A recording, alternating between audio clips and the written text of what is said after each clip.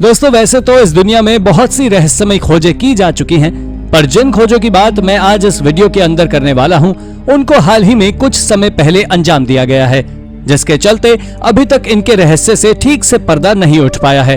तो चलिए शुरू करते हैं इस मजेदार वीडियो को और जानते हैं इन रहस्यमय खोजों के बारे में। Number 10, mysterious tombs.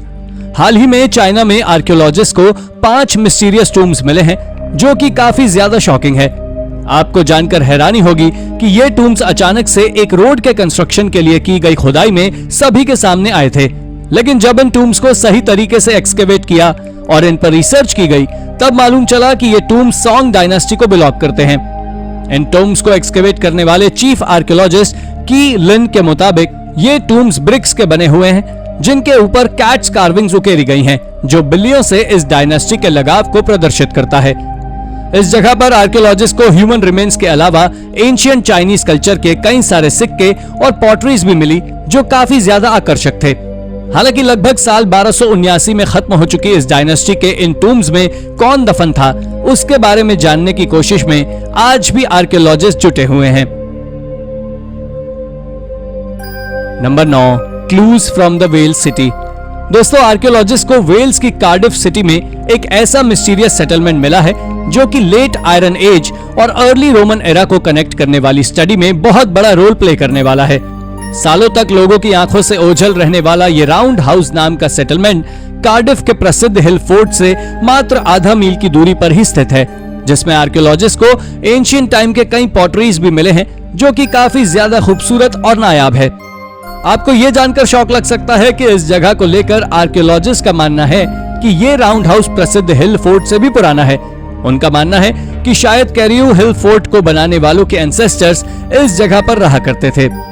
खैर अभी इस राउंड हाउस पर रिसर्च होना बाकी है, लेकिन शुरुआती नतीजों से तो यही लगता है कि वेल्स के इतिहास के बारे में अब लोगों को बहुत कुछ जानने को मिलने वाला है। Number 8, a tortoise and an egg. 79 AD में पोम्पई के माउंट वेसुवियस वोल्केनो इरप्शन के बारे में तो आप सभी ने पढ़ा ही होगा। इस वोल्केनो इरप्शन में वोल्केनो के आसपास के पूरे एरिया को इस वोल्केनो ने पूरी तरह से तबाह करके रख दिया था। लेकिन क्या आप जानते हैं कि कहा जाता है कि इस वोल्केनो इरप्शन के 10 साल पहले इस जगह पर एक खतरनाक भूकंप आया था, जिसने इस शहर को पूरी तरह से बर्बाद कर दिया था। आर्कियोलॉजिस्ट मानते हैं कि इस शहर को भूकंप के बाद दोबारा से बनाया गया था, लेकिन शहर की बुरी किस्मत कहें कि मात्र 10 साल बाद ही एक बार फिर से ये वोल्केनो इरप्शन में तबाह हो गया। इस थ्योरी को काउंटर करने के लिए एक रीसेंट डिस्कवरी सामने आई, जब आर्कियोलॉजिस्ट को इस शहर की एक साइट पर उस जमाने के एक घर के नीचे खुदाई के दौरान एक कछुआ और उसके कुछ अंडे मिले, जो कि वोल्केनो इरप्शन के पहले के हैं। इन अंडों और कछुए के मिलने से इस थ्योरी को काउंटर करने का बल मिला है, क्योंकि कुछ साइंटिस्ट मानते हैं कि भूकंप से ये पूरा शहर बर्बाद नहीं हुआ था, बल्कि थोड़ा सा शहर बच गया था।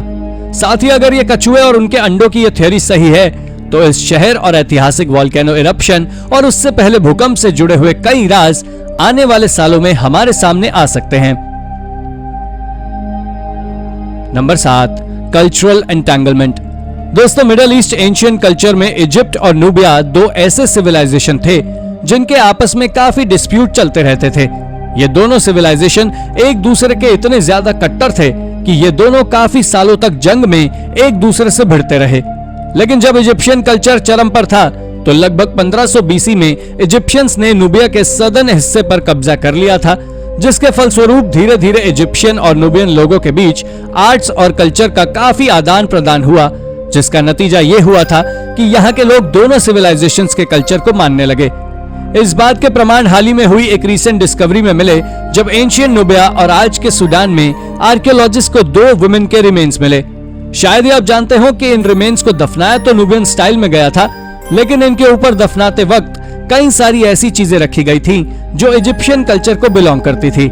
वैसे इन रिमेन्स के मिलने से आर्कियोलॉजिस्ट और इतिहासकारों के बीच काफी खुशी है, क्योंकि अब उन्हें इन दोनों सिविलाइजेशंस के बीच के संबंधों के बारे में बहुत कुछ जानने को मिल सकता है।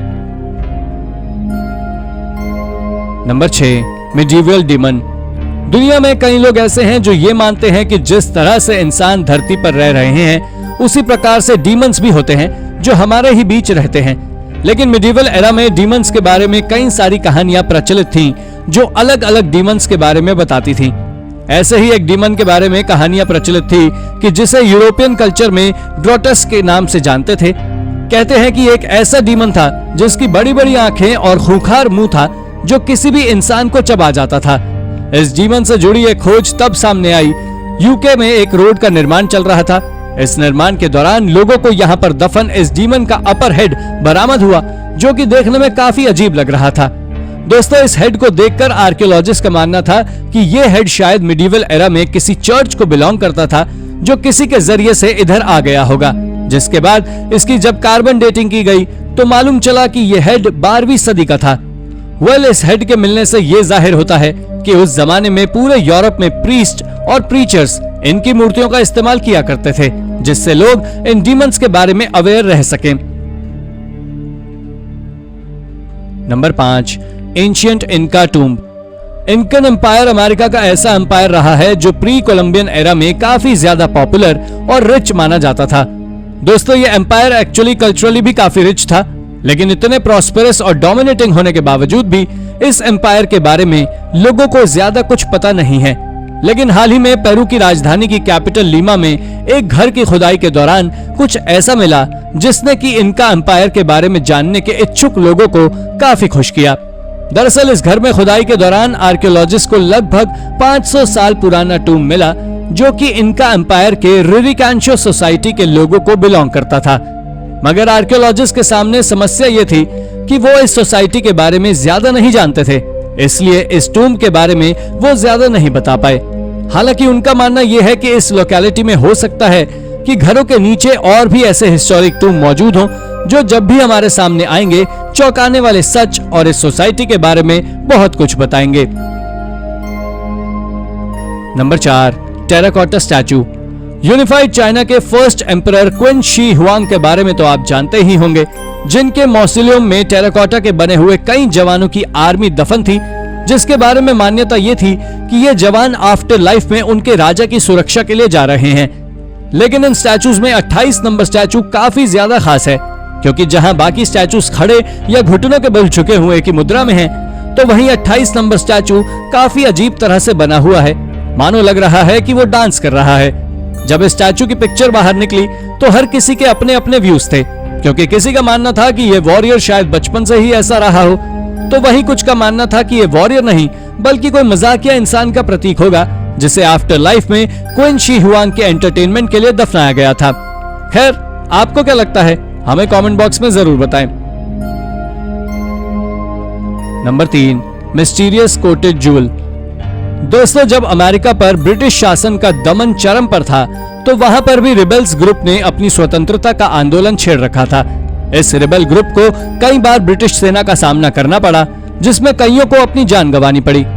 इन स्वतंत्रता आंदोलनों की यादों को ताजा करने का काम किया है हाल ही में मिले एक कफलिंग ने। रेवोल्यूशनरी एरा के इन कफलिंग्स के ऊपर विल्क्स एंड लिबर्टी 45 लिखा हुआ है, जो रिबेल ग्रुप्स का मोटो हुआ करता था।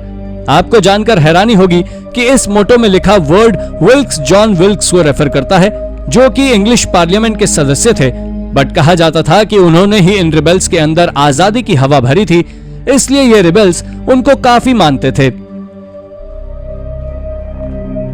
Number 2, human bone jewellery. दोस्तों, रशिया के लेक ओनेगा में आर्कियोलॉजिस्ट को एक्सकेवेशन के दौरान कुछ ऐसा मिला जिसने वर्षों पुरानी एक थ्योरी को गलत साबित कर दिया।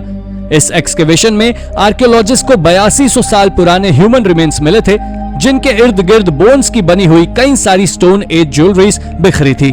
जब इन ज्वेलरीज के डीएनए को स्टोन एज ह्यूमंस के डीएनए से मैच किया गया, तब चौंकाने वाली बात पता चली कि ये डीएनए सेम है।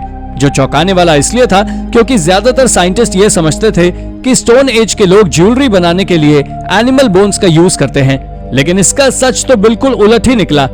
सोचकर देखिए कि उस वक्त इंसान ही इंसानों की हड्डियों को सजा धजा कर ज्वेलरी की तरह यूज कर रहा था, लेकिन क्या करें, उस वक्त का कल्चर भी शायद यही रहा हो। बहरहाल, लेक ओनेगा के इस आइलैंड पर आर्कियोलॉजिस्ट को लगभग 177 आयरन एज की ग्रेव्स मिल चुकी हैं, जिसमें उस वक्त के कई सारे आर्टिफैक्ट्स के साथ साथ ये बोन्स ज्वेलरीज भी मिली हैं। Number 1, Arthur stone. दोस्तों, British historic site Arthur stone पूरे यूरोप में काफी ज्यादा प्रसिद्ध है। इस स्टोन के नाम इंग्लिश किंग आर्थर के ऊपर रखा गया है, जिनके बारे में कई सारी ऐसी कहानियां प्रसिद्ध हैं जो कि यकीन करने लायक भी नहीं है, लेकिन तब भी लोग इस स्टोन को काफी मानते हैं। हालांकि इस स्टोन में आखिर ऐसा क्या है, इसका पता लगाने के लिए यूनिवर्सिटी ऑफ मैनचेस्टर की एक टीम गठित की गई है जो इस पत्थर की मिस्ट्री को सुलझाने का काम करने वाली है। इस टीम से सभी को उम्मीद है कि आने वाले वक्त में लगभग 3200 BC में बने इस हिस्टोरिक मॉन्यूमेंट के रहस्य को हम सभी के सामने ला सकते हैं। तो दोस्तों, ये थी हमारी आज की वीडियो। आपको ये वीडियो कैसी लगी हमें कमेंट करके जरूर बताएं, और हाँ, जाते जाते इसे लाइक और चैनल को सब्सक्राइब जरूर कर दीजिएगा। Thank you for watching.